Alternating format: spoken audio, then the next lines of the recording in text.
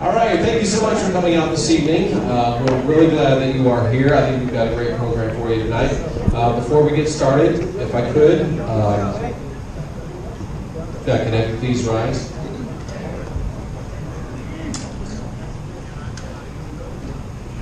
First slide change. Come on, I know you're working. Just doing it. Stand by.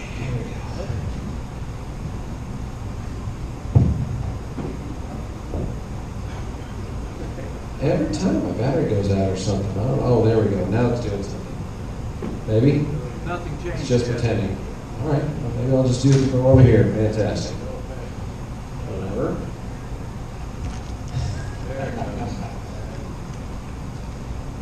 All right. Well, at any rate. I have more.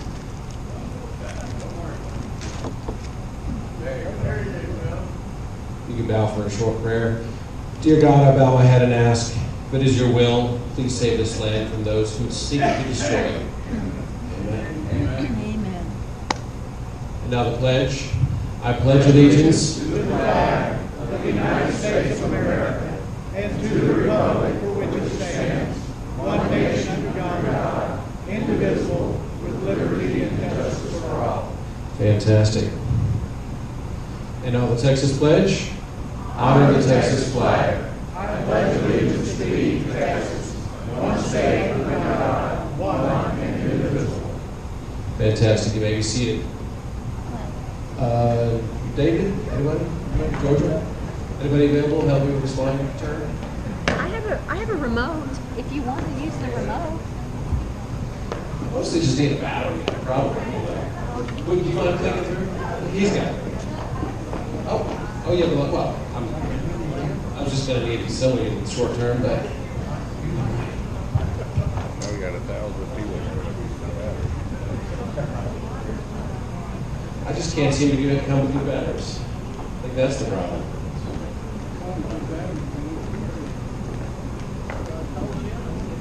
Is this one on? Middle? Top? Installing? You can fold it over. Oh, it's installing. There we go. Continue. And engage. There we go. All right, goodness. Team effort here, folks. Thank you so much for coming out. My name is Ken Pallmeyer. I'll be your MC for this evening. We've got a lot of great subject matter experts tonight that are going to be leading you through, I think, what is one of the more important topics for me, on a personal note, just voter integrity. It's just so essential to the republic that one man, one vote, and that not be messed with, straight out. So I think you'll get a lot out of it today. And as far as our group, you can connect us on Facebook. We've got a closed group and a public group. A lot of great commenters will add local issues, things you need to know, so make sure to sign up there. We're also an all-volunteer group, so if you'd like to join us, it's a mere $25 a year, no baby. We also take donations, just helps us keep the lights on, insurance, that kind of thing. We operate with a pretty small budget, but we do have a budget. Tonight, again, several great subject matter experts. There's a lot of officials in the room that some of you will recognize. And by the way, if you are a candidate or you're an official and you'd like to just say hi to the crowd, I'll have you stand up over here. We'll give you a second to chit-chat with us and tell us who we are. Love to understand who is here and give you an audience. That would be our candidates and announcements section. So come on up.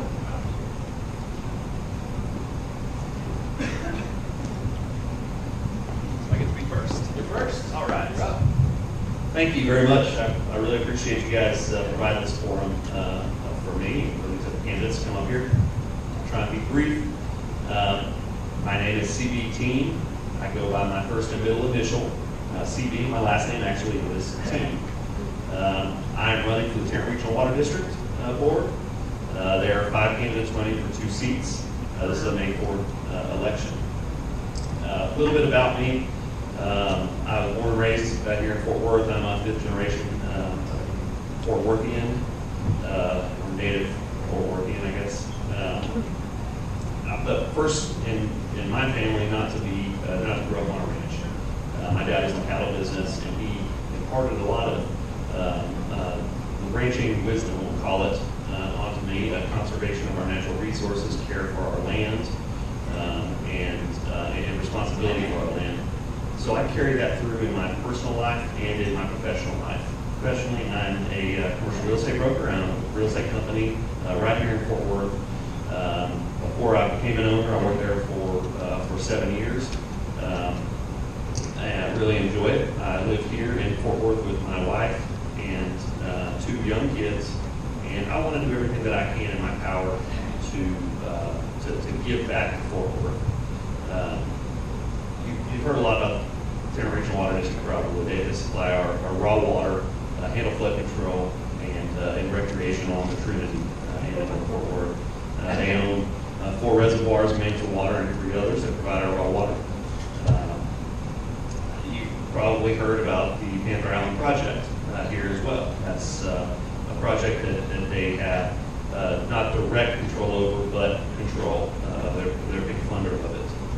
I think that that project is in trouble.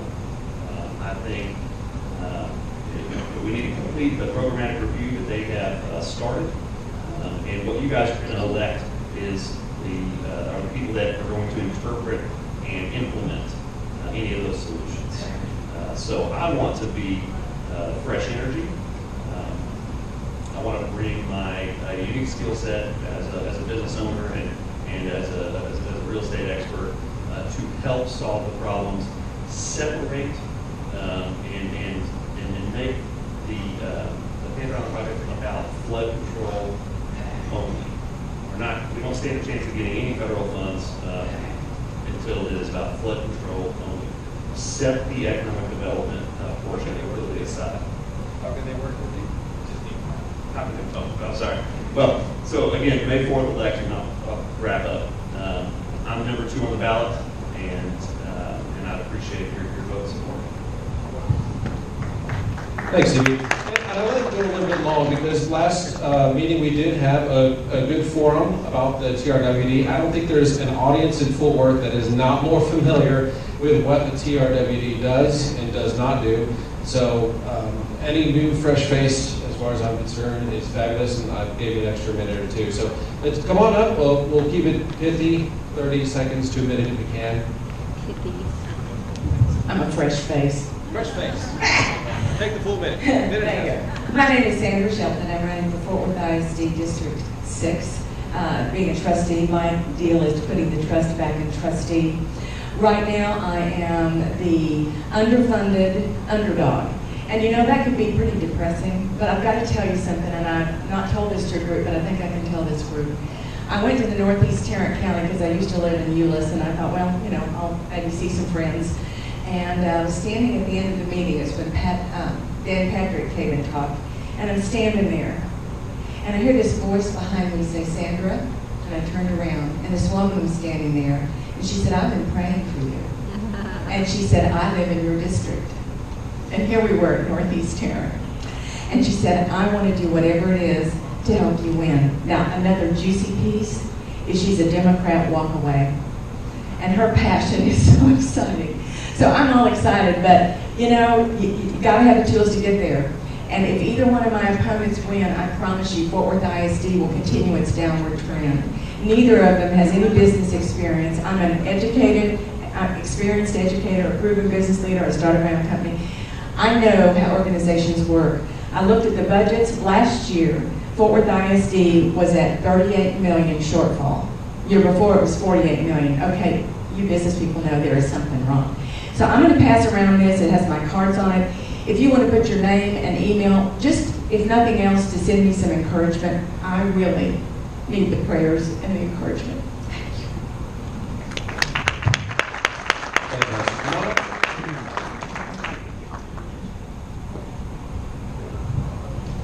Hello, everyone. My name is Kenneth Newell. I am the judge of the 233rd District Court, and I thank you guys for your support in the last election.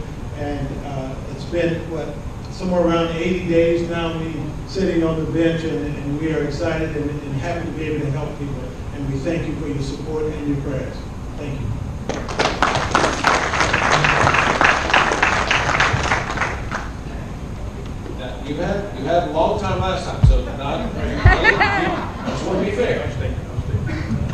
Jerry moats. I've said this so many times, it's getting to be corny, but think of a moat around Panther Island that may or may not ever be there, and then dive deep into the moat because I'm the last guy on the ballot. So I'll leave it at that. I am a rational reform candidate. I agree that we got a big problem with Panther Island, and we need to investigate privatization of the real estate development. A separation of the flood control project from the real estate development, and we need to investigate somebody that can come in and knows what they're doing to get this project finished. But of primary importance is to get the bridges finished, get White Settlement Road open, get Henderson Bridge finished, get Main Street Bridge finished, get those roads aligned, and let's get some businesses, commercial businesses going in those areas. Thank you.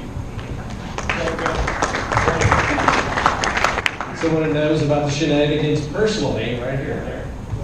Hi, my name is Mary Kelleher, and I'm also running for the Tarrant Regional Water District 2. I served on the board from 2013 to 2017 and did my best, despite the odds, to bring transparency and accountability to that agency. I'm not going to go into CV, and Gary did a really good job. Why I'm running again, why I ran the first time, my husband and I have a farm on the east side of Fort Worth, which flooded horribly and drowned some of our livestock and just destroyed part of our property, and it was bad anyway. So after you're affected by flooding, it changes your whole life. And I sought out the help of elected officials, and they didn't seem interested in working with just the average citizen. So I started fighting back and got back on the board, and I'm hoping to, I got elected to the board, and I'm hoping to get elected again so I can kind of work their butts into shape. So thank you very much. I understand they were super excited at the board meeting this week to see everybody with their Mary Keller shirts on. Hi, I'm Judge Don Cosby of the 67th District Court, have been the judge for 18 years, and I'm looking to be placed back on the ballot. Us judges in Tarrant County and 3 other counties in the state, and only 4 counties in the whole state, we're required by law to have signatures on a petition. It's not an endorsement, it's just saying we can be put back on the ballot.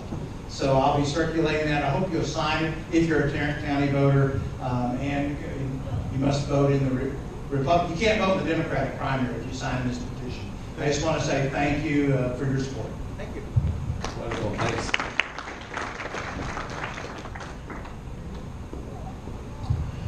I'm David Halverson. I'm the State Republican Executive Committee man for Senate District 12, which is basically the city of Grapevine and everything in the northwest corner of Tarrant County. And we on the State Executive Committee represent you to the state party and vice versa. The state party to you, we're to give what we're doing. We have tripled our budget this year coming into the year 2020 for this election. And so one thing I'll ask you to do is go to grassrootsclub.com and help support us just with a gift of anywhere $8.25 a month, $100 a year, just to cover all of our overhead expenses. So every other gift, every other donation goes into elections, goes into getting Republicans elected. So grassrootsclub.com, get on in there, just set that up for yourself and support us. Let's win in 2020. Wonderful, thanks. I think that's important. Any of the candidates that you might see this evening or in the future, supporting them financially and giving to them, I think often tends to help them campaign and helps them get going. One of our subject matter experts tonight, Wendy. Good evening, everyone. My name is Wendy Burgess, and I'm your Tarrant County Tax Assessor Collector. I'm honored to be here with you this evening. Been with you a few times before. This time I'm here in official capacity, and I will also be placing my name on the ballot again this coming November because I am filling the remainder of Ron Wright's term, my congressman working up in Washington, D.C. for me. But I will be on the ballot in 2020 again. He alluded to me being a subject matter expert for tonight because I am, as tax assessor, I'm on the Elections Commission, and that commission has the sole discretion to hire and fire the elections administrator. So that's why I am one of those subject matter experts. I've been able to go to one of those meetings so far. It has been fantastic, along with all of the other duties that I perform for you, your Tarrant County Tax Assessor Collector. I'm enjoying it more than I should, honestly. And I'm putting every bit of energy into it because that's exactly what you deserve. That's what each of you decided to vote for the person that you wanted in there working for you as hard as I am. And by the time that I go up and put my name on the ballot one more time, I will have earned not one, not two, but all three of the personal designations that any tax assessor may receive in the state of Texas. That is the kind of commitment that you expect from me, and that is exactly what you'll receive from me. I look forward to speaking to you more later. Thank you so much.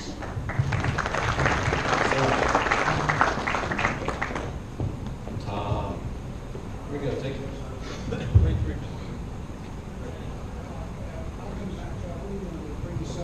Yeah. I'll cut this short.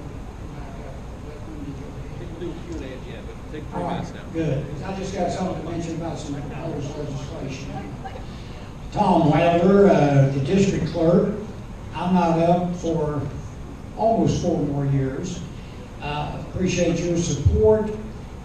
Please sign Judge Cosby's petition. I've already signed it. He was with us way back there in the 80s when we were trying to turn Tarrant County red or blue. He's not a Johnny come lately. Our election administrator will be here in a little bit. He's running a little bit late, but I told him Monday night could fill. Wonderful. Thanks so much.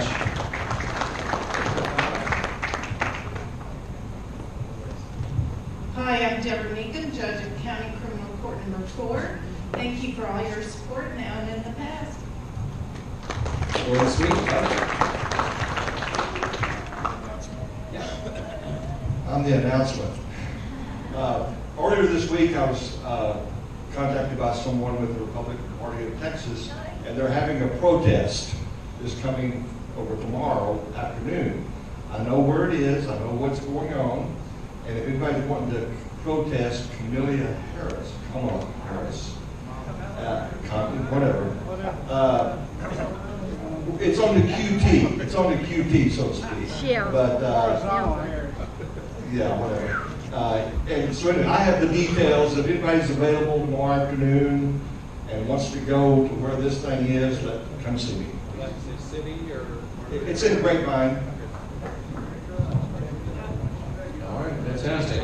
Any other announcements, candidates? Did we get everybody? Fantastic. I only had a couple quick things I was going to run through. Quick reminder, we are here every third Thursday. Our goal is not necessarily to be a party club, but to be a club that brings people in front of you about local issues that would affect you. So if this is your first time here, we hope you can come back and see us again. If you were here for our March 7th, which is not a third Thursday, but we had a special meeting on hemp. It was about industrial hemp. Anybody see the news about the sunflower shop that was raided in Colleyville? Yeah, right. So we talked about industrial hemp, but we also talked about CBD oils and things like that that are perfectly legal, but somehow they were raided at the sunflower shop. They took all of the product. They took everybody, all the employees, all the guests' phones. They took everything. They took, I heard, $5,000 to $10,000 out of the registers. Yeah, it's a crazy news article, and then there's kind of like a gag on everything else, and God knows if anybody's going to get their phones or equipment back. So just a fascinating story. Check into it if you got some time. Elections May 4th coming up. I think we covered that with our speakers. In the news, I kind of thought these were interesting today. $250 million. That was apparently the amount, no, 250,000, my bad. That was 250K, not million. Millions a lot. 250K was raised to support very worthy candidates, Bernie and Beto, recently by a gentleman out of California. An 80-year-old gentleman apparently somehow managed to create PACs and garner $250,000 and then probably spend it on a Mercedes and his house bill and rents and vacations. So, you know, a fool in his money soon departed. Anyway.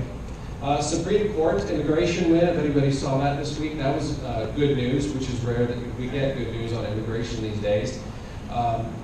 The gist of that was that a case through the Ninth Circuit Court said that if you don't if ICE can't get to the jail within 24 hours, that set time frame between when they get out of a local or state jail, then they're out. Like it's like you get out of jail free card. You can't be tried again. And the Supreme Court said no, that's not true.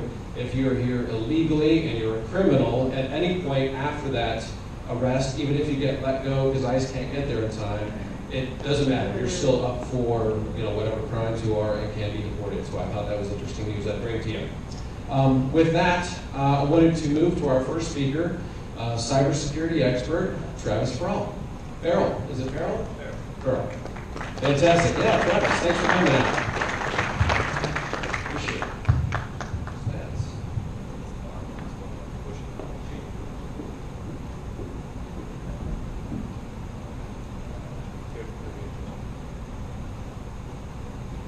Hi, everybody.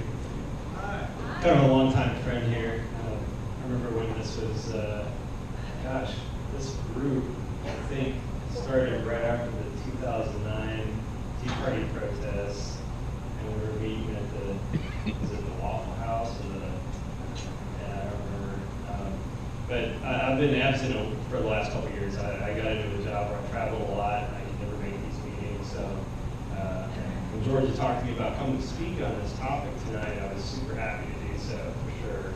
Kind of way to get back to my family here, the old roots. So looks like we're good to go. Let me see if I can figure out how. Yeah, we're good. Okay. So this is a topic that's near and dear to my heart.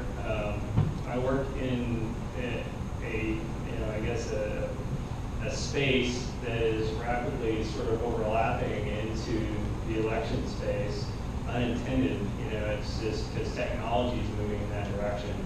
But there's a lot of problems that we see in our elections that aren't even technology related. There's process problems, there's people problems, there's politics that gets involved. And anytime you have those things, you have the potential for fraud and things. And that's kind of what I'm going to talk about. There's a lot of challenges with elections. Some of it is just because of the nature of what you're dealing with. You're dealing with something that's, people need to have the ability to vote anonymously and not be held to the fire because they voted for a specific candidate or a specific cause. But this sort of lack of transparency makes it very easy to hide fraud in the wings. So there's a lack of visibility really into a lot of the processes around our elections. There's lack of accountability. What I'm talking about there is if all I'm doing is filling out a paper and checking a box, and I don't have to prove anything, and I'm never going to be held accountable to that, then I can say whatever I want to if it's going to be politically expedient for me to do that, right? So that's a problem.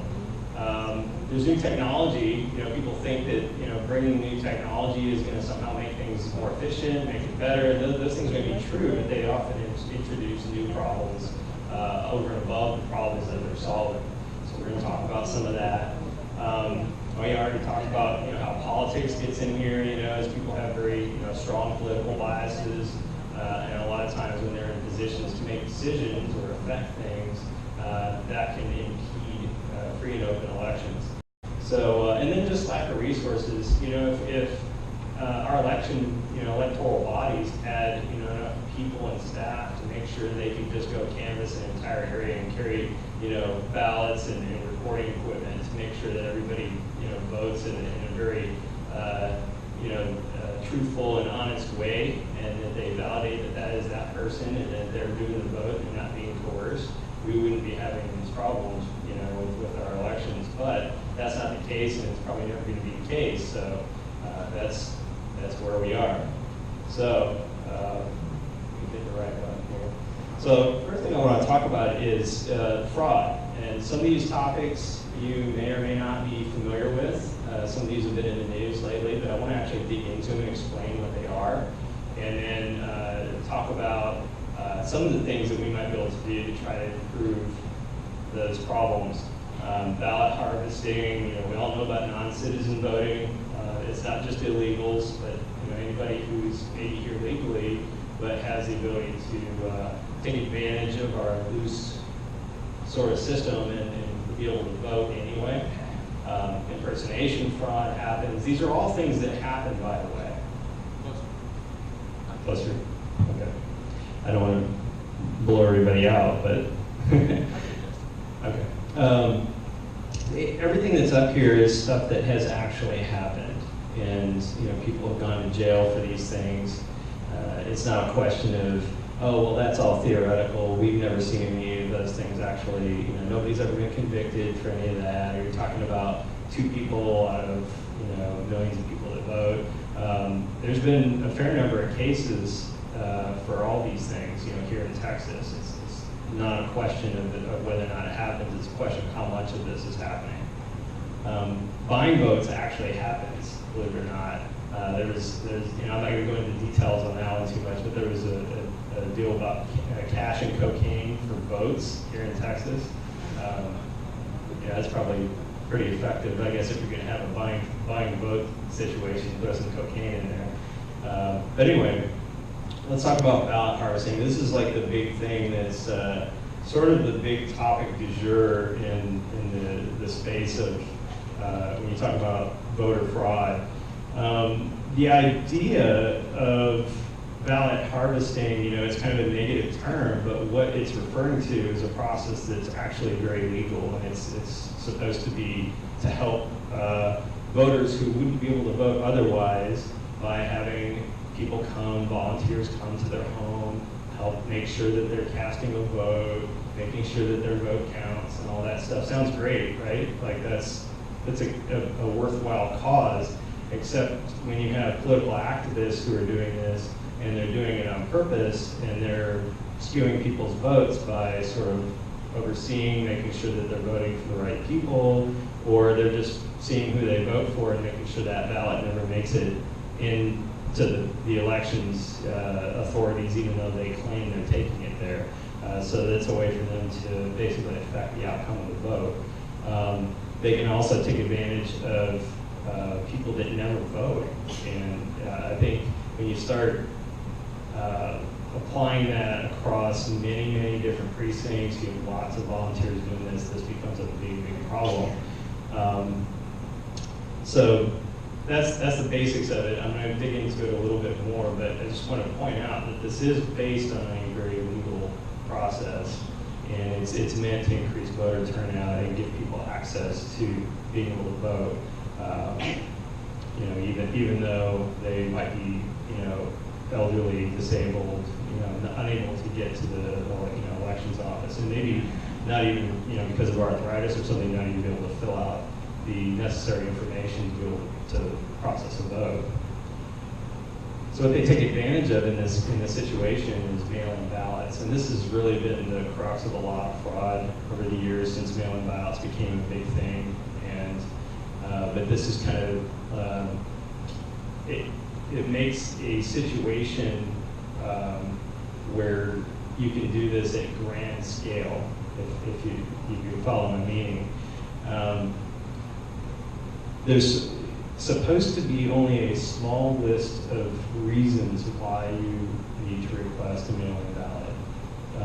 Mostly what the activists do is they just check disabled, and sometimes they pre-check that when they have people filling out for the mail-in ballot. They just have them fill out the other information and they send it off. The mail-in ballot shows up and they make sure that the vote happens, and off it goes, and now you've got fraud. This is all it is. It's just a very simple form that people fill out.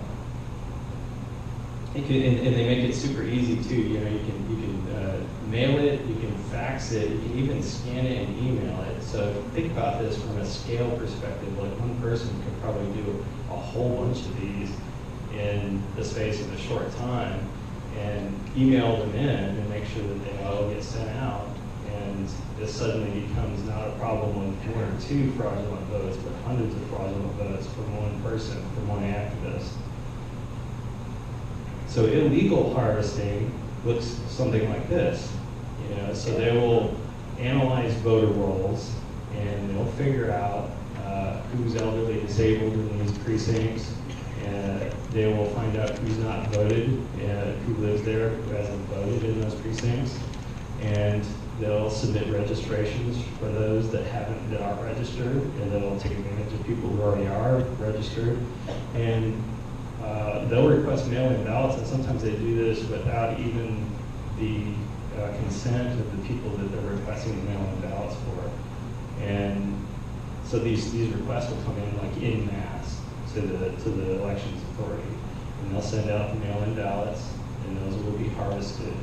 And that's when you end up with, it looks like this candidate's going to win on election night, and the next day you find out that they lost by 20,000 votes magically because all the mail-in ballots are starting to come in and be counted, and now everything's skewing in a different direction. So how can you tell that this is happening? Because there's very little accountability in this whole system. Registering to vote is super simple. I mean, we've got voter registration cards right out here. You just fill it out. You can put whatever you want to on it, send it in, and now you're theoretically registered. That can be done in mass. Mail-in ballots can be requested in mass. And if they're careful about who they're requesting these for, they've already done their research in the precinct. They know the people that vote, the people that don't vote, people that are elderly, the people that are disabled, so they qualify for these things. So it'll pass a cursory check if somebody's like looking through, like, oh yeah, it's supposed to be 73, this is fine. That way, anytime that somebody says, well, there's no evidence that this is fraudulent, you're right, there's not really direct evidence that it's fraudulent because, again, there's no accountability, there's no visibility into what's happening. It's really pretty sad. So what you can look for, though, is when you see masses of these things coming in, and they seem to all have the same handwriting on them, they have a lot of the same activist signatures on them, and so on. It's a pretty good sign that there's probably harvesting going on. The other thing you can look for is do a little bit of math and figure out if this is a precinct that the in-person voting skewed one direction for a candidate, that all the mail-in ballots came in and skewed very heavily for the opponent. That's maybe not like proof of fraud, but that's definitely suggestive that something might be going on. Granted, you're talking about different demographics. Between, maybe there's a difference in generational gap and how the voting skews, but you can compare that mathematically with other districts too and see if that's a trend that goes across the state or not. So there's ways to detect that this is probably happening. I just don't know if this kind of analysis is actually going on behind the scenes. And so we all remember last November, and we saw what happened in California, where it looked like, it was pretty good. The Republicans were hanging on pretty well, especially in the pretty solid Republican districts like Orange County and so on. But they ended up taking all but 7 seats in the state, which is not just, wow, good job on them. That's actually like, wait a minute, that's kind of weird. Especially when you look at the details, because in Orange County, they were doing pretty well in Orange County on election night, but then the next day, you find out, well, there was like 250,000 votes, mail-in votes that came in, and they dramatically swung the election towards the Democrats. And even this is a quote here from Neil Kelly, who's the elections administrator for Orange County in California. And he was basically like, these people are bringing in 102, stacks of 100 and 200, like one person carrying that in. That sounds an awful lot like ballot harvesting to me, But the problem is, what do you do to prove it? There's no smoking gun that you can go and say, oh, well, here, this is definitely ballot harvesting, unless you find like swaths of voters that swear they didn't vote or swear that they voted Republican, but you've got a mail-in ballot that says they voted Democrat. how do you do that? You know, and that's the trouble with this, is it's kind of operation within the legal bounds of how things exist and the way our elections are run.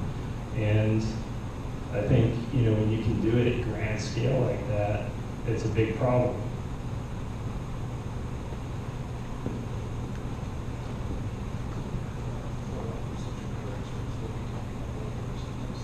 Yeah. Yeah. Okay, yeah, that's a little ways down, yeah. Thanks for that, because I know that other people are speaking tonight, and I definitely don't want to steal thunder, and we even talked about that earlier, because I'm like, man, I have a whole bunch of stuff, you know. I'll talk about this real quick, because this isn't really ballot harvesting related, but this is something to watch that's going on right now in the Senate, SB 9, that will hopefully help, you know, make at least mail-in ballots a little more secure. So look that up when you can. Maybe they'll put that up later. Non-citizen voting. This we all know about. You know, you're supposed to be a citizen. You know, this is a quote from the Texas Code that shows that you have to be a citizen to vote. But it's as easy as just checking the I'm a citizen on the voter registration. They don't ask any questions. And this doesn't matter, like, if you're, like, even if you're a lawful alien here, you can check that box, and you can, you know, if you're a lawful alien, you actually get a driver's license as well. So you would have the voter ID requirement when you go to vote. These numbers are some numbers that, you know, just to kind of give an idea of the scale of you know, how many non-citizens there may or may not be here in Texas. There's maybe a total of 3 million. I'm sure, you know, that I'm not going to stand here and tell you that all of them are voting, but if any percentage of those are voting, that's, you know, enough that it could actually sway the you know, the outcome of certain elections. We do have voter ID, but thanks to court challenges, we've had to kind of like step down the requirements on that. You know, and so things like, you know, water bills and stuff like that qualify as an ID in, you know, in Texas. And even the voter ID, you know, the voter ID certificate, voter registration certificate is enough to say that you're that person. And of course, obviously, voter ID doesn't apply to mail-in ballots. This is some examples of arrests that have happened here in Texas from a number of different types of fraud. This I lifted from the Heritage Foundation as a, you know, voter fraud database. It's not holistic. There's a lot of examples that aren't in the database, but it's an interesting place to go dig around and see examples of fraud that's happened across the country. And I wanted to point this out. This is from Virginia. This was some research that was done back in 2017, where they found evidence that people, you know, illegal people were in Virginia legally, and they actually voted in elections. And you know, they said there was 5,500 voters registered, and of those, like, you know, was it 1,800 actually cast ballots? That 1,800 people actually cast ballots, and those 1,800 cast 7,474 ballots over the course of 2011 to 2017. So this is, you know, kind of a lens into this actually happening in another state. And during that time, they actually had, you know, a statewide election that was, you know, decided by 164 votes.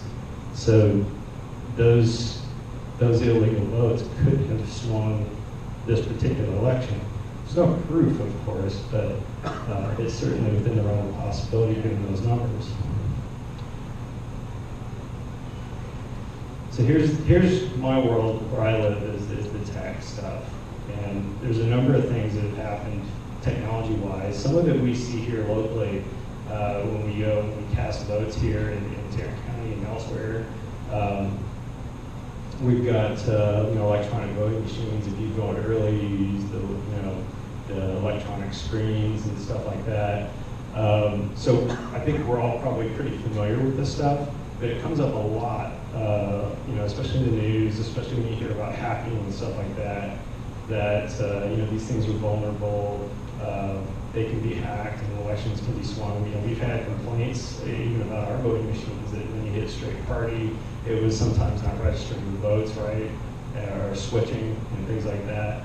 I think a lot of that has been pretty fairly debunked, but there's still people that don't necessarily believe in that. So, but I want to go ahead and talk about this stuff from my perspective in the world that I live in, and some of the stuff that's true and some of the stuff that's not so true. So this is interesting.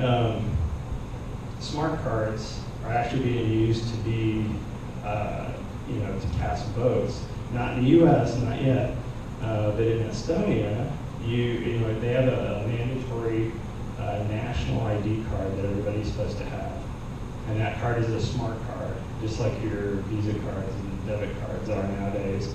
And that smart card has the ability to, just like your Visa card, will sign a transaction. So to prove that, yes, I just made this purchase. These cards, these national cards, they allow them to sign like votes and things like that.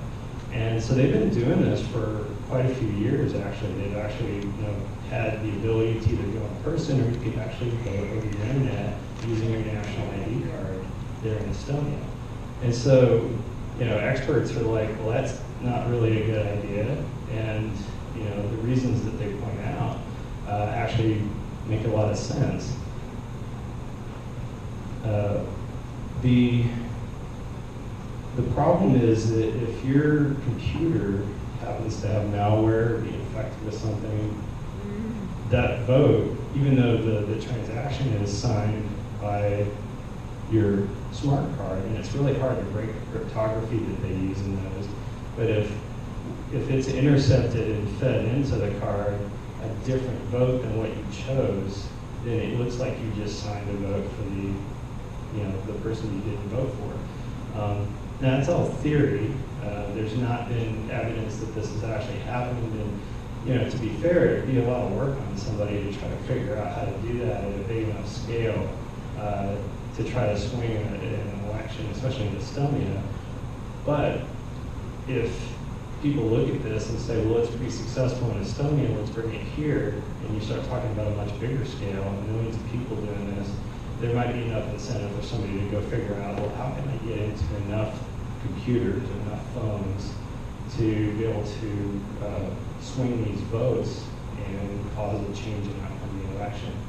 And the difference with that is when you talk about ballot harvesting, you're talking about pretty typically a lot of people have to be involved in that to make a huge outcome. But in the hacking world, if one person figures out how to get on a bunch of get malware on a bunch of computers that they suspect people are going to be doing internet voting with, you have the potential that one person could sway lots of votes.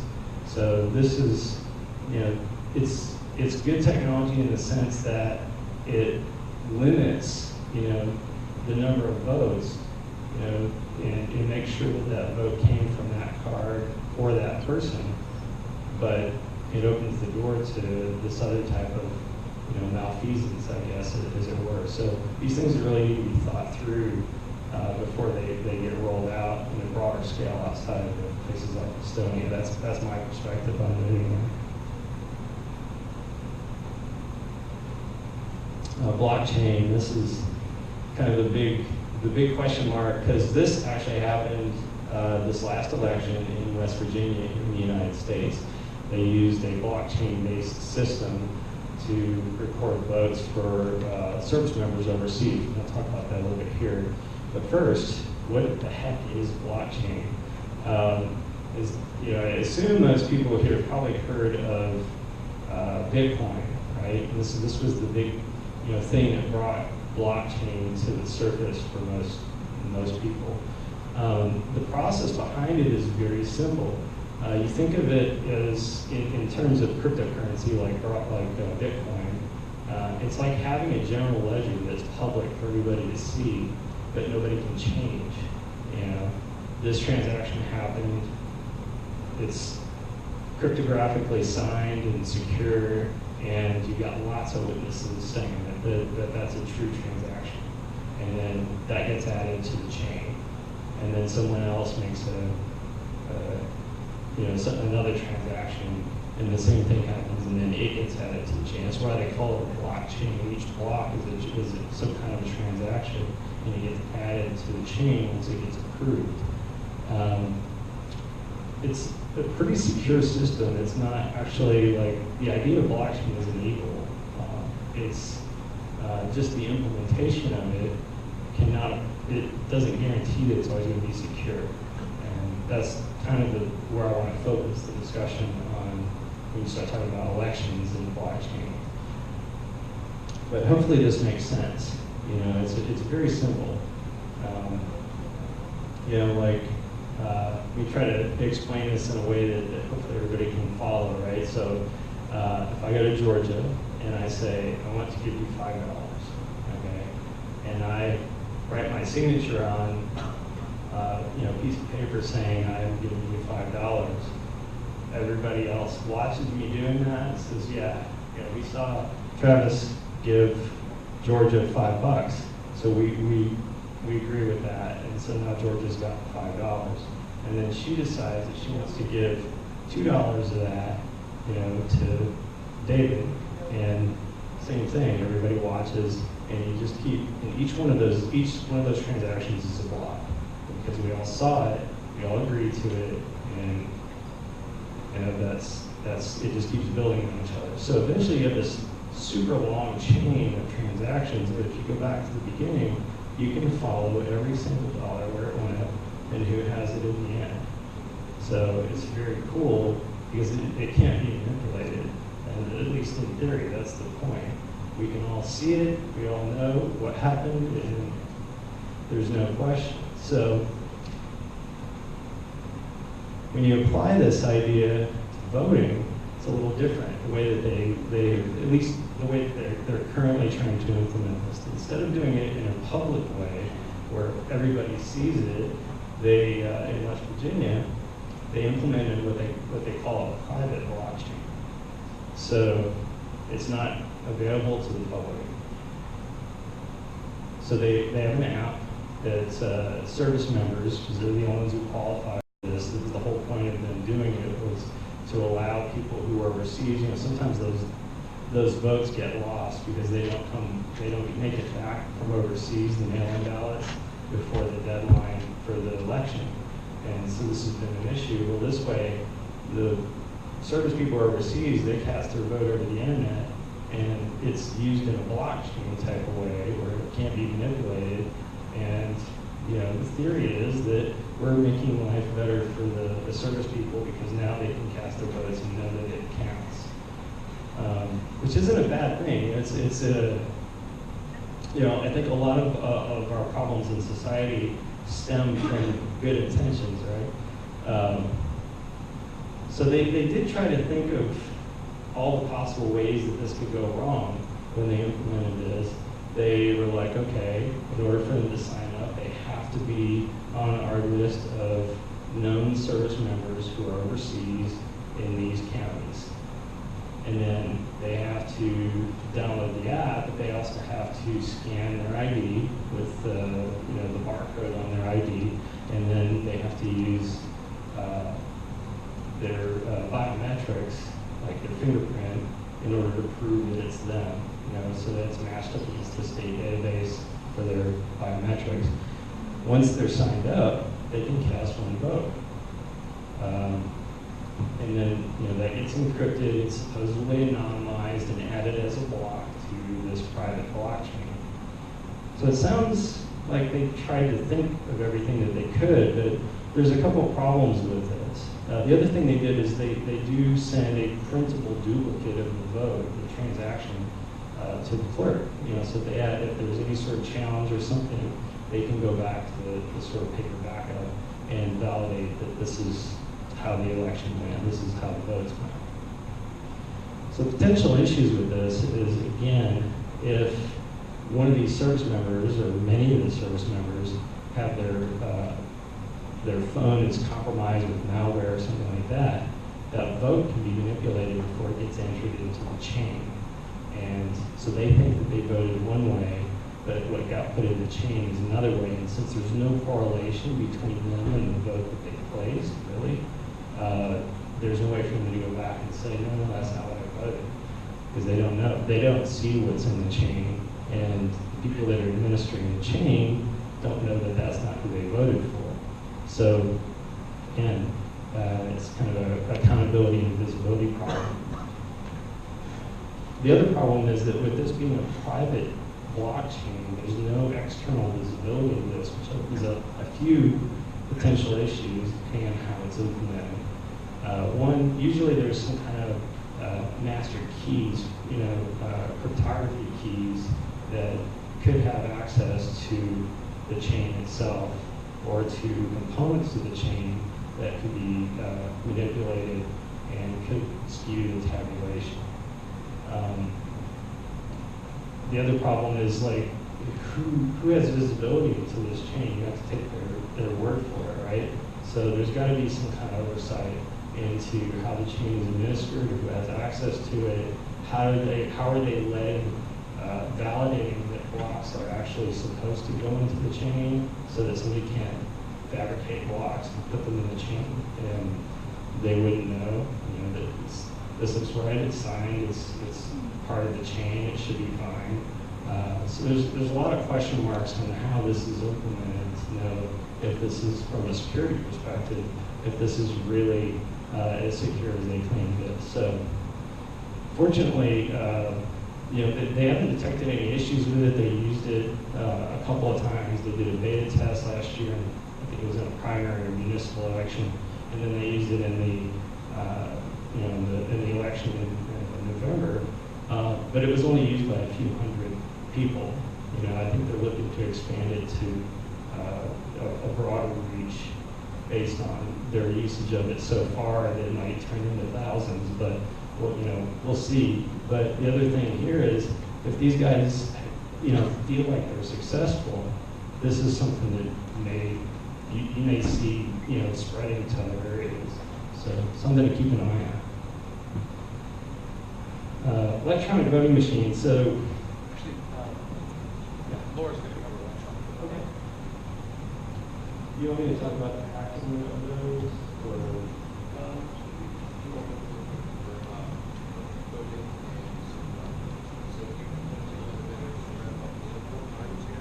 Okay, yeah, I'll skip that. So basically, so I'll just kind of wrap up. The basic, issues we've talked about. Lack of accountability, lack of visibility. When we're thinking about our elections, especially with related to any type of technology that we're doing, is making sure that we have a paper trail that we audited. And the point of that is not just to keep it just in case, it's also to perform statistical auditing on the results to make sure there's not any irregularities in the received vote versus, so if your electronic tabulation says this, but then you do a statistically significant audit of paper versions and there's a difference, then you know that there might be a problem with your electronic voting, right?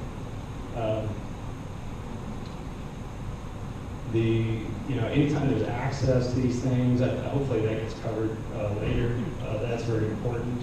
And what else? Yeah, so processes and procedures around these things very important, regardless of whether you're talking about voting machines or anything like that. There's been a couple things that have happened. A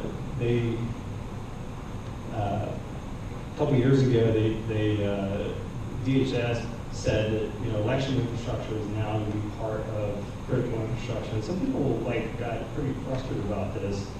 I've been involved with DHS on critical infrastructure for quite a while, and it's a couple of things. It's mostly on the DHS side. It's mostly saying that they now have resources available if they get requested by local entities that are part of elections infrastructure, whether it's a manufacturer or a voting administration or anything like that.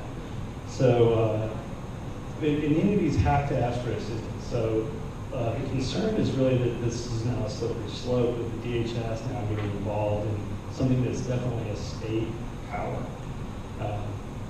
And, you know, I can't really argue with the concern there, but I think as far as designating as critical infrastructure in itself is not necessarily a bad thing. The other thing is they've got a EI-ISAC, which is basically a sharing center that's set up so that, you know, it can connect a lot of elections, you know, whether it's like manufacturers or local entities or whatever, get them talking to each other and sharing observations that they make. So that's pretty much it. Wonderful. Thanks so much. So I got some really good Q&A questions for you. Good evening, you're on at the end? Yeah, we'll bring everybody back up at that point, I think. Perfect. Our next speaker, been here several times before, Laura Presley. Come on up.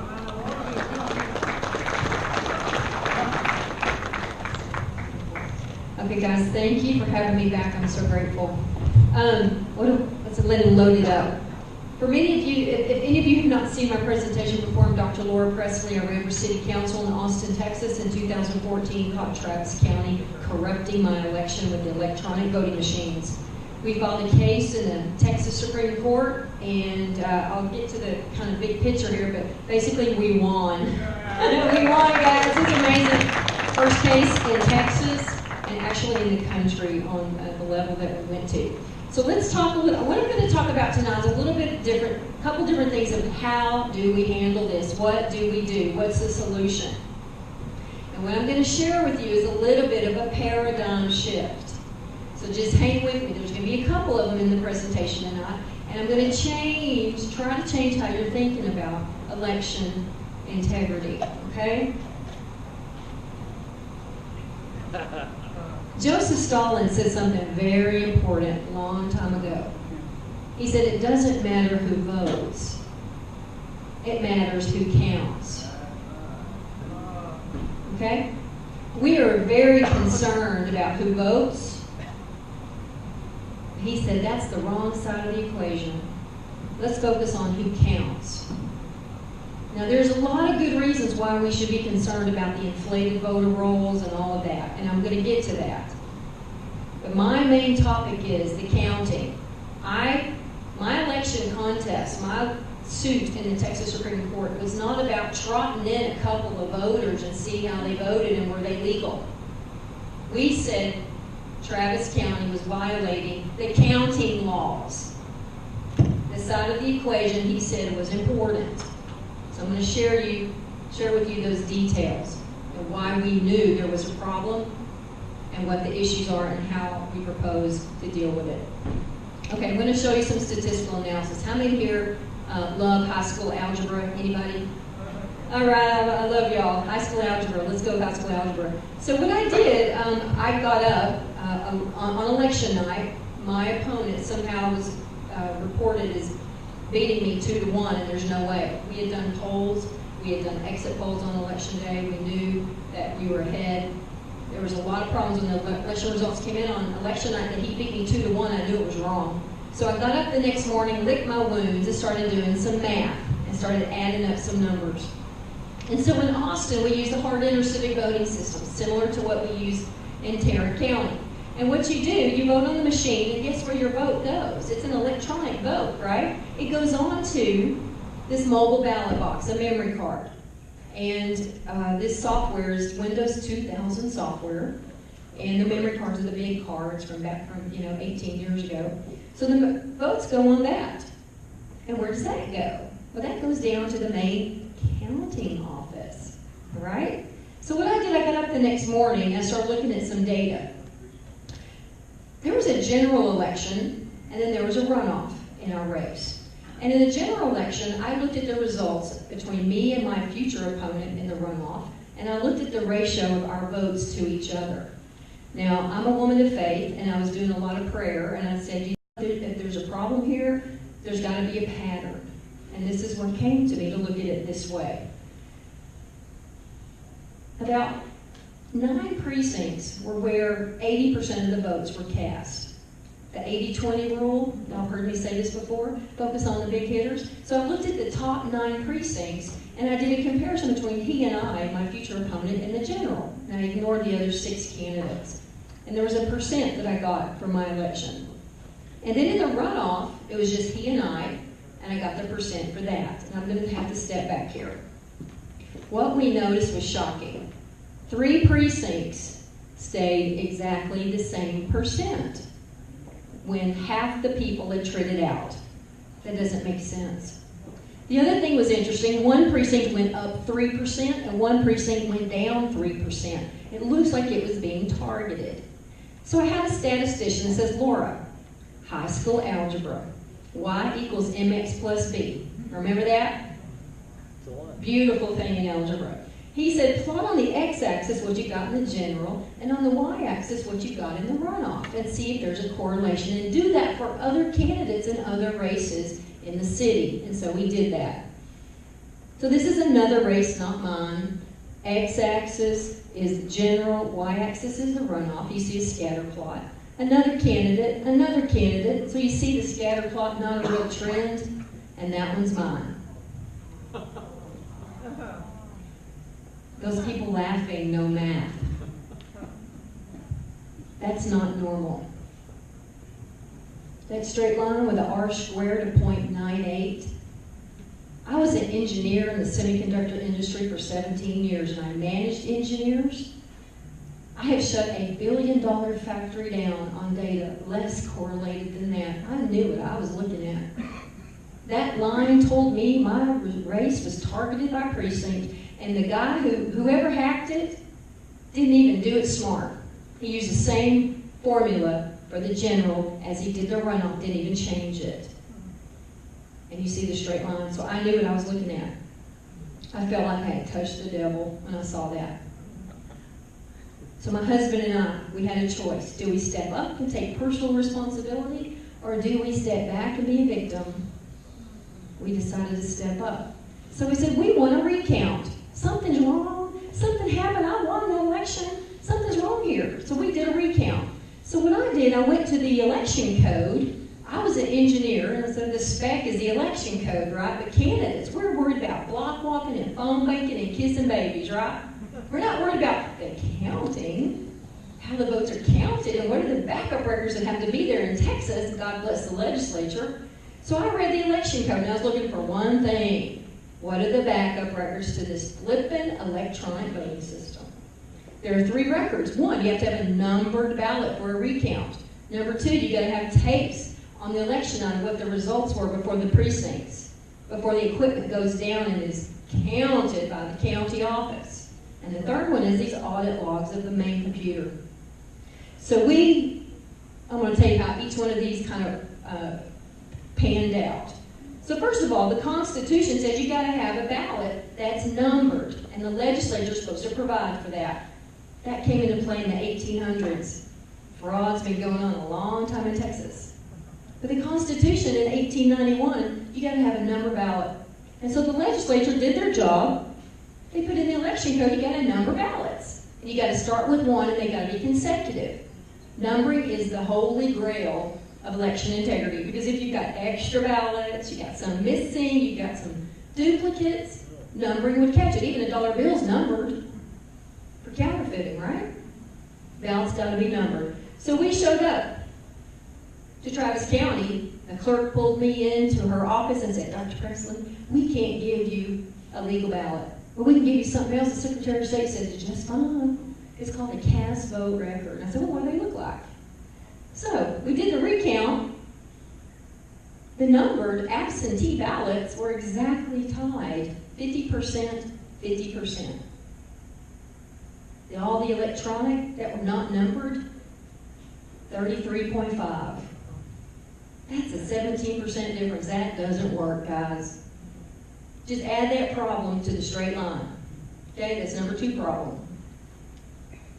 And this is what these ballots look like. Absentees on this side, and you got a number in that lower corner.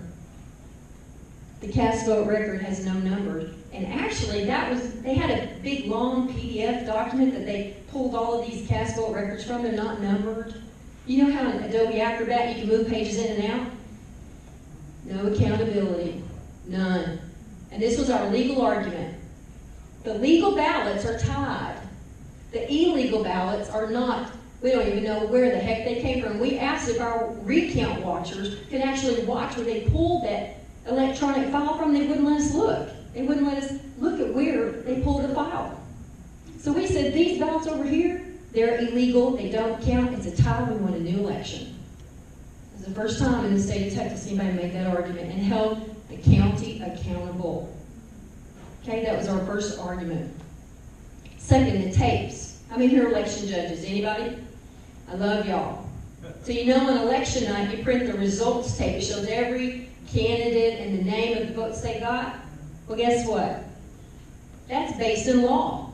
Chapter 66 of the election code says you got to have an envelope number 1, judges, the returns, and the list of people that voted. Check the box. And if you don't turn it in, it's a misdemeanor, Class B. It's a crime to not turn it in, judges. But guess what? Travis County told the judges, don't print the tape. I know, I get this. I know, I get it all the time. I've given 270, 80 presentations in the last 3 years, and that's exactly what I hear. I know, I was shocked too. Don't print the tape. Well, guess what? That's the second backup record. It's not there. Why didn't they print the tape? Because in county-wide polling, counties that use Hardin or Civic don't get to print the tape because the Secretary of State tells them not to do it. Tells the clerk, it's okay, don't worry, don't print the tape. So we had a clerk, the county clerk, on the witness stand in our lawsuit. And we asked Dana Debevois, why aren't you following the law? And she says, that's not the final law. We're like, what's the final law? She says, well, I get a dispensation from the Secretary of State. So my lawyer's really good, and he said, do you think the Secretary of State can tell you not to follow law? And she said, yes. Amazing, isn't it? That an agent in the Secretary of State's office, Mr. Keith Ingram, director, can tell counties to ignore law. Laws that are called mandatory because there's a criminal offense if you don't do it. Those are called mandatory laws. Well, that's the second piece of evidence in our case, and you can't tell what the results are. And that was our legal argument. You can't tell what the results are because of no legal ballots for the cast vote record, and you don't have the backup records are supposed to be there as required. Okay, so I'm going to walk through this in really quick. Ballot by mail, the computer tabulates it. You have a numbered ballot to go back to for a recount. Pretty good. Early vote. Computer tabulates, you don't have a numbered ballot, and there's no tape. Early vote, you don't print the tape, judges. You don't on election day in some counties. Election day, computer tabulates, y'all have a numbered ballot for election day, and you print the tape. So when is your vote least secure? Early vote. And when are we told to vote? Early. Vote early. Early. Vote often. Early voting is a death march. I'll give you an example. Dallas County, 67% early vote. Candidates won and lost based on early vote. There's no backup. There's no tape. There's no numbered anything. Okay, this is a paradigm shift. What matters is the counting. When you can push a button and change 100,000 or 1,000,000 votes, that's where the rubber meets the road. And there's no backup. Okay, let's talk about the audit logs. Audit log is the third record. Most counties have a log that's printed as votes are being counted and tabulated. It can be on the main computer, and it can also be on a backup paper record. In our case, I was the first candidate in the country and in Texas, well, in Texas and the country, ever got an audit log that shows a time date stamp of the counting. And we use it in our contest. So what did the log say? And what is central counting? Central counting is where all those memory cards with all those votes come in. And they're counted, they're tabulated.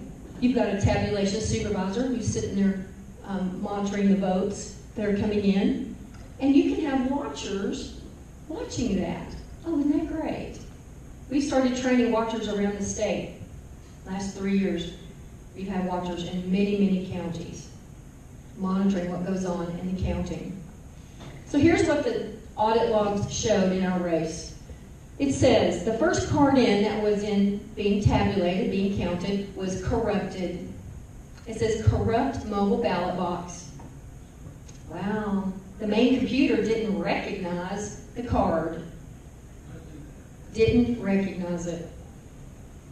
We noticed that the card that didn't get recognized was number 603. So we did the audit log of number 603 memory card. What we found was really shocking. Number 603 was logged in on 11/21 and logged out 10 days later. Was that memory card in the machine? We don't know where that memory card was. Did it leave? Did it come back in? We don't know. The memory card again, 9 days. 12/1 logged in, 12/10 logged out. What's missing in between? That card was gone for 19 days. We don't have, there's a security breach right here. This log showed it. So we started asking the judge for the number 603 card in our case. When we started asking for that, he says, you don't have a lawsuit. You only have a frivolous claims. So he threw us out of court. Threw us out of court with no evidence, summary judgment, and a frivolous lawsuit. And they said they were going to sanction us $100,000 for a frivolous lawsuit. And it was said in the courtroom that we want to make the sanctions so high that no one ever challenges these electronic voting machines ever again. And there was a deal on the table between my lawyer and their lawyers. And they said, if you don't appeal, we won't pursue the sanctions. Do we step up and take personal responsibility, or do we step back and be a victim? And we stepped up and we said, we're going to appeal because this is wrong. Laws are not being followed. The counting laws are not being followed. So we took it to the appeals court. The appeals court rubber stamped what the district court did, and they sanctioned us some more. And said, if you take it to the Texas Supreme Court, we're going to bill you more, $40,000 more in sanctions. And we said, we're going to the Texas Supreme Court. And we did. And like I said, I'm a woman of faith. And what was told to me, I did a lot of prayer. I believe the Lord told me, get rid of all your lawyers and do this pro se. And you write it yourself. And the Lord gave me the vision of how to write it. And what he told me was make this a bigger case than just Laura Presley and Travis County.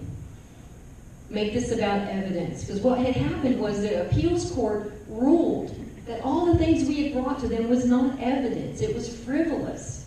And so there was a big danger across the state that candidates in the future could not bring these claims without being frivolous and being sanctioned like I was.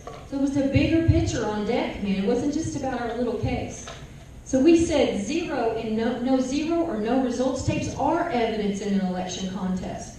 And we said recount watchers were obstructed from monitoring what they were supposed to monitor at that recount. And it's a criminal offense to obstruct a watcher. We said statistical analysis is evidence, is data. It was based on true data. That straight line, I don't care if the judge didn't understand what y equals mx plus b does, it was real. Corruption errors were real evidence in the case. Where did that 603 memory card, where did it go for 19 days? Why was it corrupted? Why was our expert not allowed to go find out why that card was corrupted? Okay? And the waivers by the Secretary of State, we don't think that should be. No one can waive law in the state. So we took that to the Supreme Court. They accepted the case, pro se. It reminds me of the story of Gideon, where God said, get rid of all those soldiers, because Gideon, you're going to take credit for this, because you have to give God the credit. And I give God the credit for this completely. I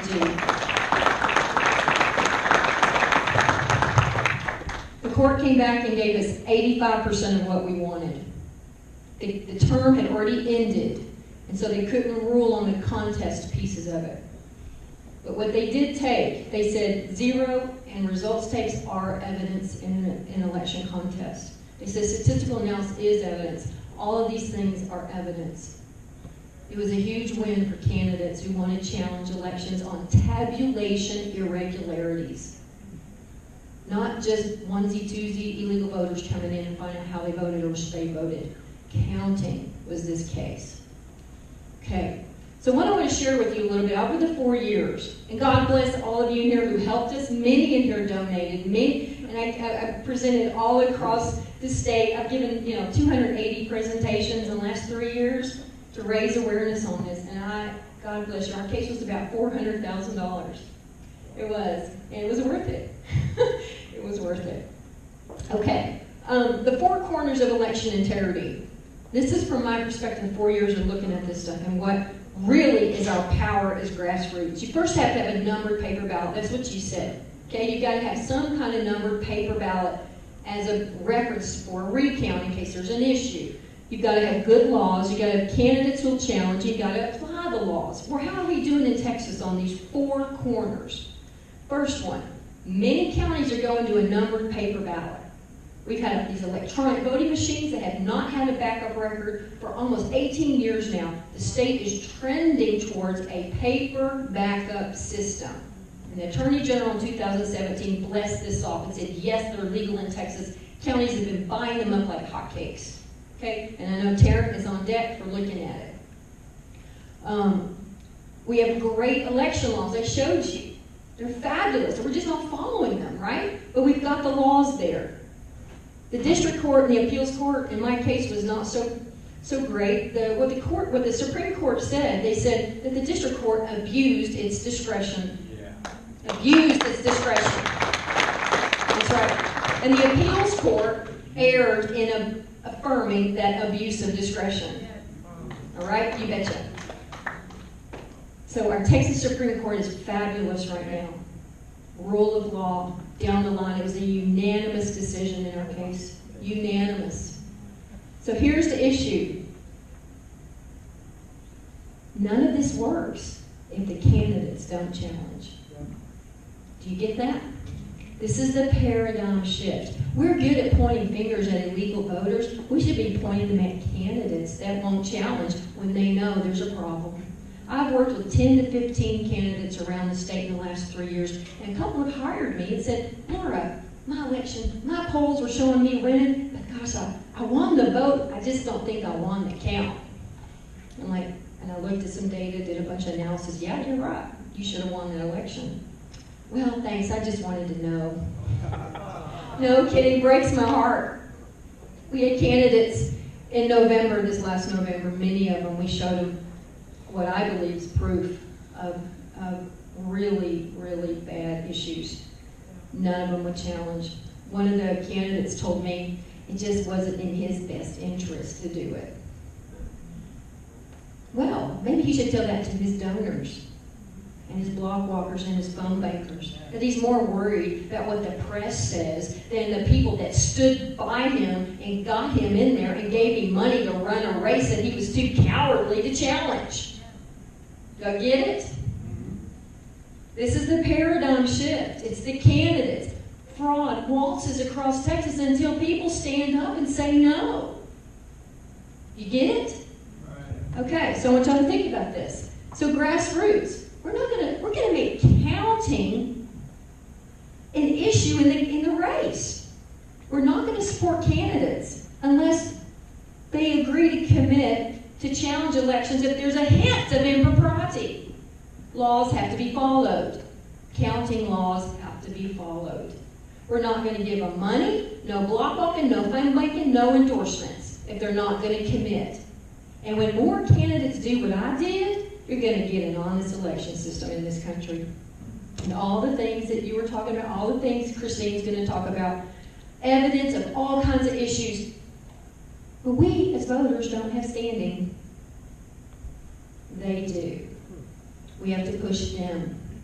Is this making sense? This is our power. And this is, I'm not pointing a finger at illegal voters anymore. I'm pointing at the candidates who are too cowardly to stand up. And we have to push them. They have to be more concerned what we think than the press or their little political buddies. Okay? This is the shift. All right.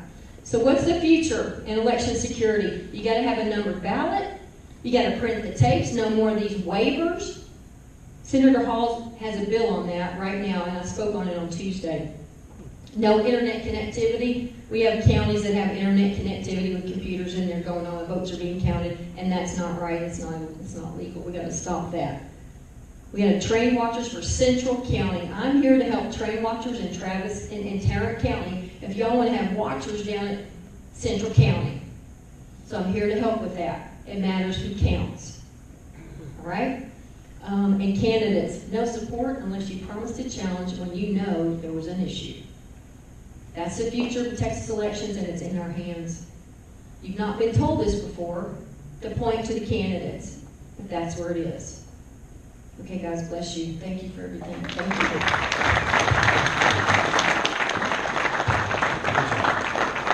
Thank you so much, Laura. It's a fascinating story. It's really interesting to watch that come. It's been so many years now. She's done a fantastic job. Again, congratulations on winning your case. That's fantastic.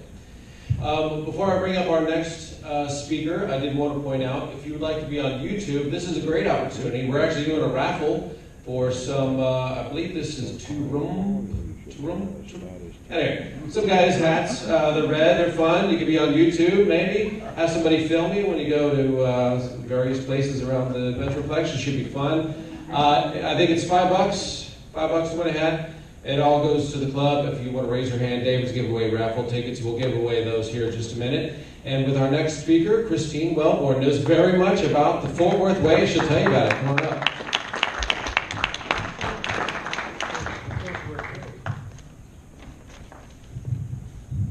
Okay, back up here, but I'm going to stay in the lines. All right, so my normal presentation is about 40 minutes. I'm not doing the whole thing tonight. So you're kind of getting the advanced program. I'm going to skip the basics.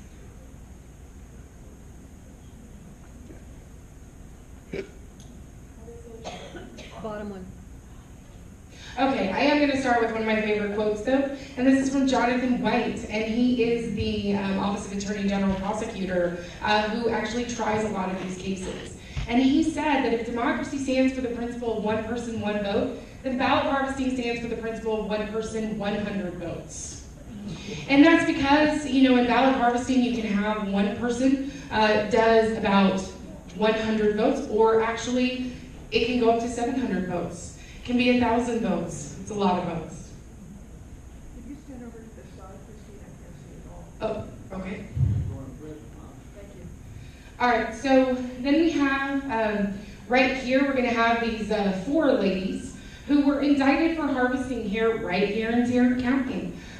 We have Leticia Sanchez and her daughter, Leticia Sanchez DePeachin, and they are ones that we spotted in this area right here. So all of those red circles represent precincts where we saw their names on ballots that we believe to be harvested. Now again, they've just been indicted. They haven't been convicted yet. So we're just saying alleged right now. But I want to remind you of all of these that we found in another part of Fort Worth. And these are all matching handwriting that were filled out on applications. Now clearly it wasn't this, it was the same person who filled out all of these different applications. Unless they just, you know, all were taught to write by the same person, I'm not sure. But it's kind of odd that they were found over this large of an area. So every one of those circles are people who had that same handwriting. So, and this area right here is the area that we believe to be controlled by Miss Deborah Peoples, who is the current Democrat chair for Tarrant County, and she is running for mayor, if you were not aware. She basically controls this area. She does a lot of the voter harvesting there, and she is actually a former partner with Stuart Clegg, who, I don't know how to go back on here, but he was also mentioned in that indictment. So one of the things I really want to make sure that I cover tonight is list maintenance. There was a big kerfuffle about the Secretary of State's office in January, where basically they tried to accuse him of all sorts of things and say that he was trying to suppress the vote, that he was trying to keep out voters, when all he was really trying to do was regular list maintenance. This list maintenance is required. It is part of statute. It is something that he has to do by law. The only reason why the numbers were so big, they've never done it before. So imagine that. So all this time we were supposed to be removing people who identified as non-citizens at the DPS, and we haven't been doing it. So I want to make clear also that this is the number of people, so the 95,000, which then dropped to another number and dropped from there, is that these are just people who have identified as non-citizens who went in to get a driver's license. And in that time, there's about 6 years between when you get your driver's license and when you have to renew it. They could have been naturalized within that time. The Secretary of State's office does not have access to the naturalization list. They don't have that list, so they can't cross-check it. But oftentimes, the counties do. They will have those lists, and so they can do that because they go to the naturalization ceremonies and sign people up, or organizations like League of Women Voters, they will go and they will sign people up. And they will give those lists to the counties. The voter technically belongs to the county. Each voter they're supposed to have the best records on the county level. And so you have all these different things in here where these counties claimed that they did not know that these lists were coming. They had no idea that these lists were coming, and they thought they were supposed to purge these voters and all this other kind of stuff. I hate using that word purge. It's actually just list maintenance activity. But the reality of the situation is that 200 of the 254 counties were trained on how to handle these lists before the lists came out. They were told exactly what to do with these lists and exactly how to handle them. And a large list maintenance process has been done before. They actually, in 2012, had 50,000 people who were marked as deceased by the Social Security Administration. The media had the same reaction. They cried voter suppression. They said that this was a purge. And we're talking about people who were deceased. So this right here is a slide from the actual training that was given by the Secretary of State's office to the counties. And one thing I just want to really make clear is that last part down there, which talks about the registrar may not cancel the voter without investigating first. So it was made really clear to these counties that they were not supposed to just go in and take people out willy-nilly based on what the DPS said. What they were supposed to do is they were supposed to go in, take that information, compare it to the information that they had on file, and then if they were still not sure if the person was a citizen, they're supposed to send a letter to that person and have them respond and simply come in and show their proof of citizenship. That was all that they had to do. If that letter was not returned or no one responded within 30 days, or that letter came back as undeliverable, then they were supposed to remove them from the voter rolls. But here's the thing. If someone was mistakenly removed for that reason, so say somebody didn't check their mail for 30 days and they didn't see that, or for some reason they weren't able to come in with those 30 days, they were out of town, something, they can then be immediately reinstated when they go to vote. So they could show up at the voting location, they could have their proof of citizenship with them, they could show that they're a citizen, and they are immediately reinstated. They can vote in that election right away. They don't have to reapply, they don't have to do any of that. So it accounts for if there are mistakes made. Because as we know, with government, mistakes are made. However, we need to be very clear as activists and as people are involved that this is a practice that needs to be done because there is a much larger list coming. Because these people that have been announced already are people who are identified as non-citizens but legally present. There is another number, which could be as high as 4 million people who are not in the DPS system at all. So DPS has no recognition of them. They have never had a photo ID. They've never had a driver's license, but they're on the voter rolls. That's coming. Okay, now I want to go into the legislative session because let me tell you, there's 426 bills having to do with elections in this session right now. That's a lot of bills. And let me tell you, a lot of bad bills and a lot of ugly bills. But first we're going to start with the good bills. So the good bills are going to increase penalties, transparency, paper backups, automatic recounts, civil penalties, auditing procedures, data reporting, and communication. They're going to decrease non-citizens voting, felons voting, dead people voting, counties ignoring the code. Folks, there are counties right now who are refusing to remove people from the rolls, even if they know that they are deceased. Not Tarrant County, as far as I know, either, but there are counties who are refusing to remove people from the rolls. And a lot of that is because our election code is written to say may instead of shall. So it says they may remove people from the voter rolls, not that they shall. But there's also no teeth in the code to make them do so. So there's some really good election law changes that are proposed that would have civil penalties. So like $1,000 per voter that doesn't get removed. Things like that. Also, I have on there fraudulent disability claims. Now, this isn't people trying to get a check. What this is people going in because you have to be over 65 or disabled or out of the county in order to vote by mail. So these are people who are checking the box. Actually, most of the time it's harvesters checking the box, saying that they are disabled so they can vote by mail. So that's the thing I'm talking about. And actually, one of the great cases of how a representative is supposed to work for you is that we actually found in one commissioner's precinct in Gregg County that there were a ton of people that were marked as disabled. And I was wondering, like, is there something in the water? Like, what's going on here? And it was actually the harvesters going around marking them as disabled so they could vote by mail. Well, guess what? Their representative, Jay Dean, filed some great legislation that would tighten that up, that would make it really clear on the applications that they can only mark themselves as disabled if they meet certain criteria. So that is a wonderful case of a representative working for the people he represents. Okay, bad bills. 55 of these. So bad bills extend early voting. Does anybody in here think we don't have enough time to vote? I mean, we have a really long time in early voting, we have election day, all that fun stuff. So pre-registration, that's for 16 and 17-year-olds. Really? No. Okay, then turnout studies. Do we need to spend a whole lot of money looking at why people do or do not turn out for elections?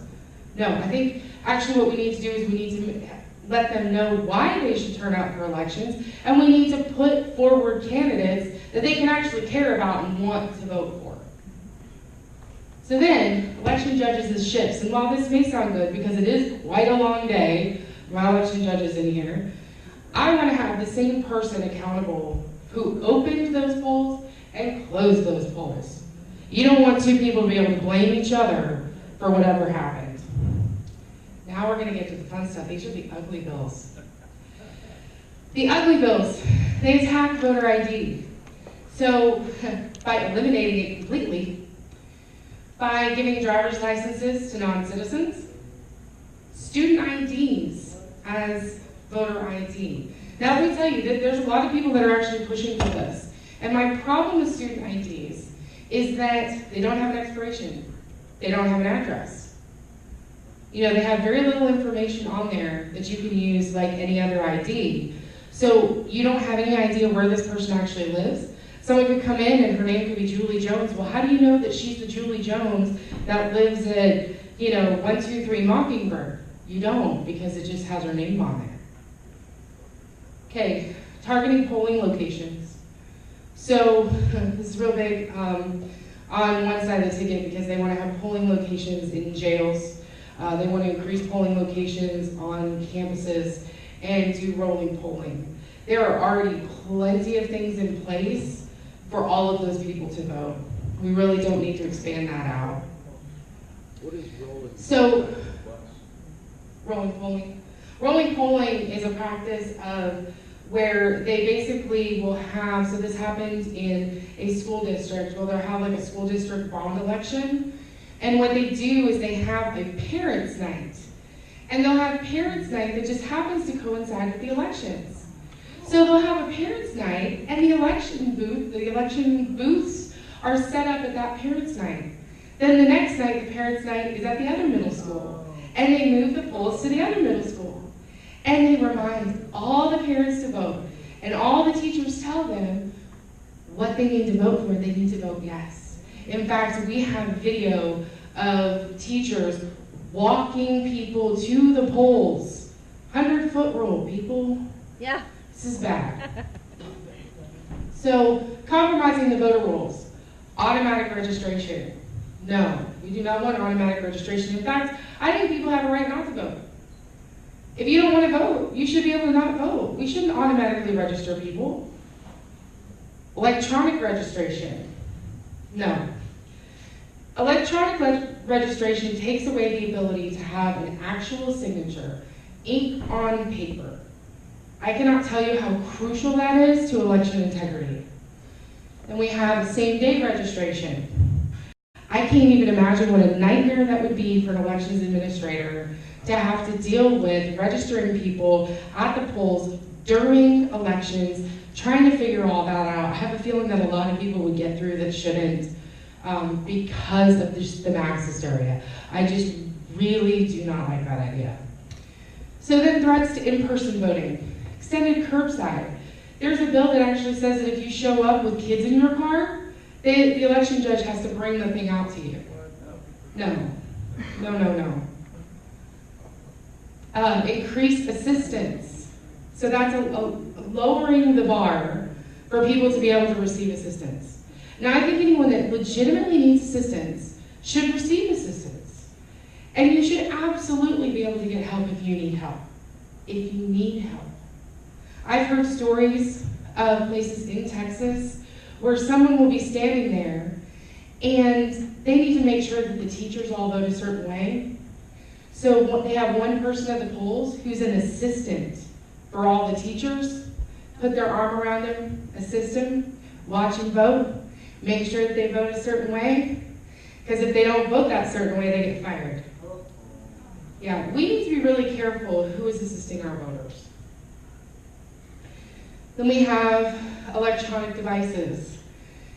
We do not want more electronic devices near our voting machines, our voting equipment, everything else. We do not want to have, there's a bill, it's actually by a Republican, bless his heart, where you can take a picture of your ballot. And that sounds really good because it sounds like, yeah, you can show that this is how you voted. But it's not good because that's how they pay people for their votes. That's how people get paid for their vote, is because they show how they voted. So no, we do not want that. Then threats to mail-in voting. So SB 5 eliminated electronic and faxed-in applications. Of course, there's bills to bring it back. Ballot by mail for all. Some states do this. It would destroy Texas if we had mail-in ballots for everyone. Then we have legalized harvesting. So this is what they did in California. So basically, right now, you have to mail in your own ballot. This would allow, now of course, the bill is written. You can only take one person's ballot. Does anybody doubt that if we passed one person's ballot, it wouldn't just become 10, 100, infinite number the next go around? So that's 70 bills that are ugly. So 55 and 70 versus 75. There's a lot of bad bills out there, and there's a lot of stuff that we need to be watching for. Because a lot of times what happens is they'll take a bill that actually looks good, or that seems like it doesn't really change much, and they'll stick something bad onto it. So we have to keep watching. So the main ways that you can help. What I like to say is that if you really care about an issue, and I hope you care about election integrity, that you should give either your time or your treasure.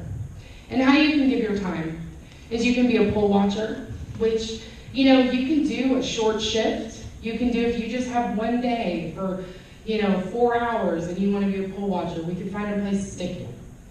Election judge. Election judges, bless your hearts. We need you. We need more of you. Ballot board members. The ballot board, I cannot tell you how important this role is. These are the people who are the last line of defense. They're the last people to touch mail-in ballots. They're the people who approve the signatures. They're the people who go through the provisional ballots. If a ballot has to be remade because someone spilled something on it or there's a problem with it, the ballot board members are the ones who remake that ballot. You want to make sure that you have good people as ballot board members. Then calling your legislator. So if you sign up on directactiontexas.com, we will keep you notified so we can keep you updated on when you need to call your legislators, which legislators to call, and what you need to say. Now, of course, you can change up the script or whatever, but we give you an idea of what's going on. And lastly, forgive the shameless plug, but we are donations-based. So if you choose to, give your treasure, we would really appreciate it. directactiontexas.com. And that is it for my presentation.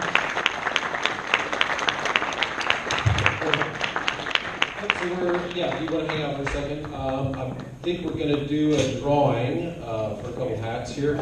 Also, Tom, you're on deck, wherever you want. Tom Waller. Right here. Fantastic. We'll give you a second here. So we have this lovely Trump hat right here. We'll draw for this one. Christine, do you mind pulling this one out? Everybody got your tickets handy? There we go. And first winner is... Okay, 1883. Last four numbers. 188. 1883. Right here. 1883. I know.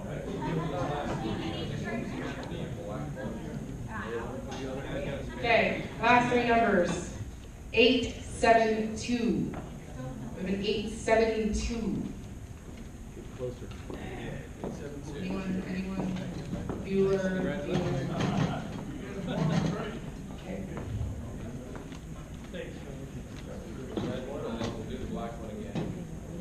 Okay, 869. 869. Woohoo! We have a winner. So 872 going once, 872 going twice. All right, draw another one. Okay. There you go. Congratulations. The incognito. 860. Woohoo! Thanks so much, Christine. Very good, Dan. Thank you so much. Now, Tom, come on up. I wanted to give you some extra time to talk about something. It's going to take a couple of minutes. Couple minutes, yeah. Go for it. Something that's probably said a minute ago, I want to just reiterate about often those of us that keep the records in the county, we've got the most accurate records. That is true. News medias run stories about the DPS and the inaccuracy of their records. County clerks and district clerks are required to send the felonies. Mary Louise sends the misdemeanors to the DPS. Now, you've had some publicity here about convicted felons being on the voter rolls. A solution that I proposed to Stephanie Click, she called and asked some information, and we gave it to her and worked her through the process. I have to send other things, as does the county clerk, directly to the election administrator. There's no reason why I can't continue to send it to the DPS, but I can send a copy of the convicted felons directly to the election administrator. So keep that in mind if you hear it. There are solutions to these things to keep convicted felons off the voter rolls, and we're always watching for that because I was on ballot security back here in the 80s in the party's infancy here.